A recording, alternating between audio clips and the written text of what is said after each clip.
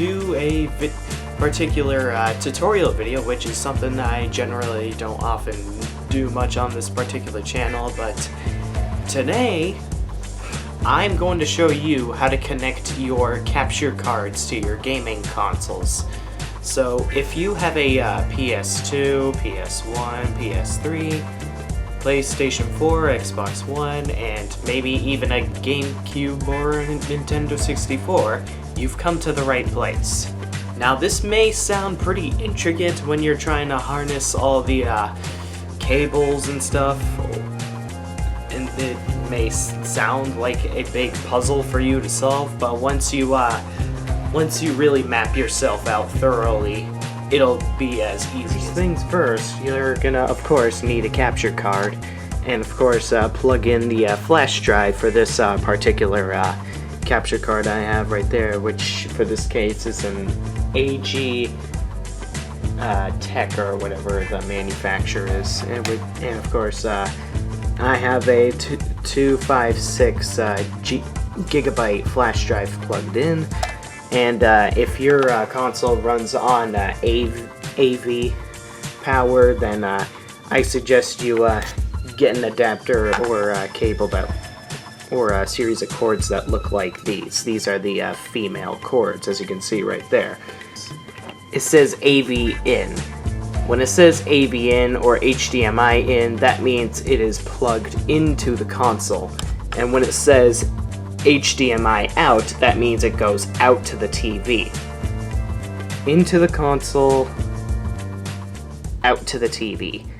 Into the console, out to the TV. Okay, I think you guys get the point now.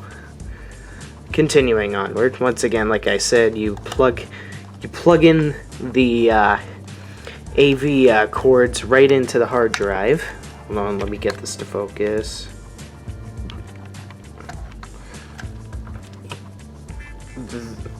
If your GameCube or Nintendo 64 already has a male cord, then you're good to go.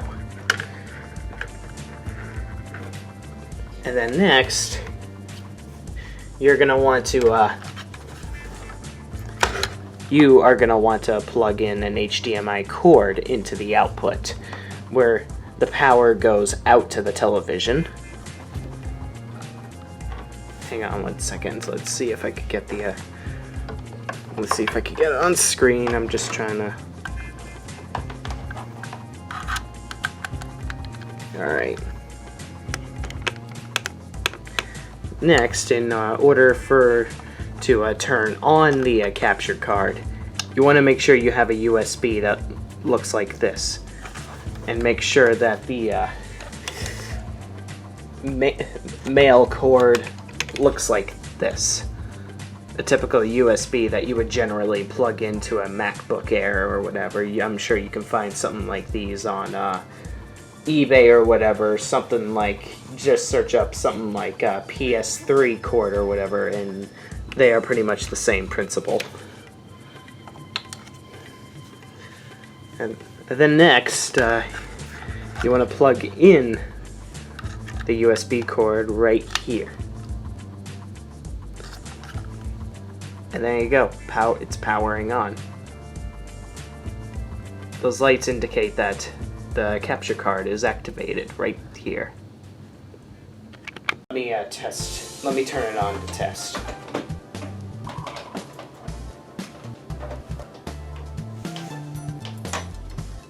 Sorry if this takes a bit. And there you go. That's how you do it with the GameCube or Nintendo 64. Now let's move on to the PlayStation 2. If you want to use the AV or HDMI converter. Alright, similar principle. This time when you're using both two HDMI cables on both the input and the output, there is an adapter called the AV to HDMI, which is all the way in the back. Same principle. You plug the HDMI cable that goes out to the well, first you put the first HDMI cable in the input of this hard drive, which is into the console, and this goes out to the TV. And to activate the capture card, you plug in this USB.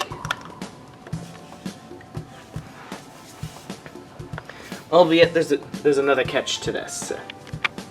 This right here is the AV cord, which is plugged into the PS2, but what it's plugged into, despite the fact that both of my the input and output are plugged by HDMI cables, that it's hooked up to here. You want to make sure that if you are using two HDMI cables for a console that uses the AV cord, that you have this adapter, and make sure you activate the adapter by plugging it in to a power strip. Just remember the basic principle. In to the console, out to the TV. As you can see, yes, that the input HDMI cord is currently unplugged, but that's just because I am demonstrating something. You see, you know how I am saying that the input is the input to the console and the out to the TV? Well, let's follow this cord and show right there that the input, you want to make sure that the input is plugged into the AV to HDMI adapter. Otherwise, if you were to have it the other way around, you'll just get a black screen. Now let's see what happens when I plug it in. When I plug in the input. And there you have it. Alright. Now that we've covered the Nintendo consoles and PS2, here's what you need to do for PS3, since if you do not use a splitter, the screen will go black, and then the power strip will do the rest of the talking. Plug in the HDMI cable to the input, which is plugging it into the console, of course, as I already stated multiple times throughout this video. See? Input as in into the console. However, there are 3 HDMI cables here because due to the facts that, of course, all the said facts that I mentioned about the HDMI splitter canceling out the black screen, you'll need an HDMI cable to connect to the splitter and out to the TV. So, with that said, there's the output, therefore out to the TV. Next, I am gonna plug it into the splitter. And then I'm gonna plug it into the output. To activate the HDMI splitter, you will need to plug this into the splitter. See, there's the power output, or input, whatever, since I'm plugging it into the splitter, and this will go out to the power strip. And then from there on, just connects the input to the PS3, and then the output to the TV, and then plug in the rest of the source of power cords into the power strip.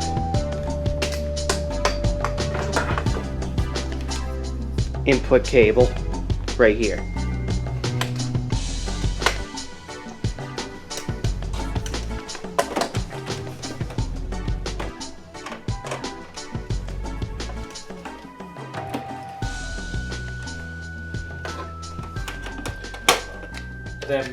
and then you plug the rest into the power strip from behind. Now that I got everything plugged in to the PS3, let's see how it works.